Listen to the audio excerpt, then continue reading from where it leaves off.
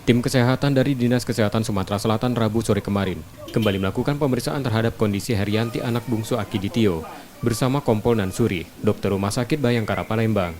Setelah pemeriksaan sekitar 15 menit, Kompol Mansuri, Dokter Forensik Rumah Sakit Bayangkara Palembang, memastikan kondisi Herianti yang akan menyumbangkan dana 2 triliun untuk penanganan COVID-19 sehat dan tidak lagi menggunakan oksigen.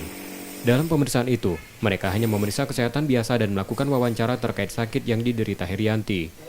Pernapasan Herianti sudah kembali normal, sehingga tabung oksigen yang sebelumnya digunakan sudah dilepas. Cuma ini aja, cuma membantu meriksa aja. Nanti akan melaporkan dok ya? Iya. Ada kemungkinan dibawa ke rumah sakit, Dok? Oh, enggak. Dok, Belum. ini cuma Herianti dok? Suami sama anaknya sehat dok? Semua sehat, semua sehat. Semua sehat, berarti sudah dilepas dok oksigennya, oke? Iya. Terima kasih dok. Herianti yang dinyatakan sudah sehat akan kembali menjalani pemeriksaan di Polda Sumsel terkait bantuan 2 triliun rupiah. Yudi Kiswanto, Kompas TV, Palembang, Sumatera Selatan.